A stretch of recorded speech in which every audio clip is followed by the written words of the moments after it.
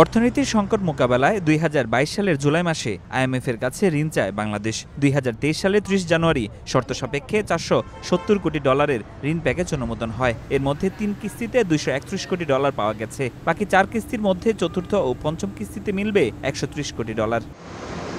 বুধবার এক প্রেস বিজ্ঞপ্তিতে জুনেই এই অর্থ ছাড়ের কথা জানান অর্থ মন্ত্রণালয়। একই তথ্য জানান কেন্দ্রীয় ব্যাংকের গভর্নরও। দুবাই থেকে ভার্চুয়ালি যুক্ত হয়ে সংবাদ সম্মেলনে গভর্নর আরও জানান, ডলারের দাম বাজারের উপর ছাড়ার সিদ্ধান্ত হয়েছে।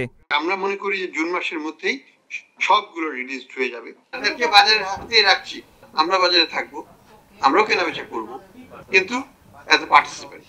অযৌক্তিক কোনো দামে কারোর কাছ থেকে ডলার কেনার কোনো প্রয়োজন নেই, যথেষ্ট সরবরাহ আছে।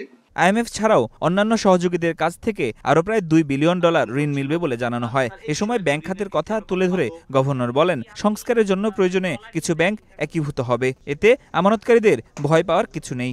আমরা সুশাসন প্রতিষ্ঠা করে ছাড়বো ইনশাআল্লাহ। যদি কোনো ব্যাংকের শর্টফল থাকে, যাদের থাকবে, আমরা তাদেরকে মার্জার করব, অ্যাকুইজিশন করব, নিয়ে নেব, আমরা তাদের লিকুইডেট করব, যেটা করা প্রয়োজন সেইভাবে আমরা আগাবো। ডিপোজিটরে কোনো ভয়ের কোনো কারণ নাই, বাংলাদেশ ব্যাংক তাদের সাথে আছে। মূল্যস্ফীতি কমানো নিয়ে আশাবাদী গভর্নর বলেন, মে মাসে এর হার 8% ঘরে নেমে আসবে, আর আগামী বছর তা হবে 5%। সামগ্রিক ব্যবস্থাপনাটা ফরহাদুর রহমান, সময় সংবাদ, ঢাকা।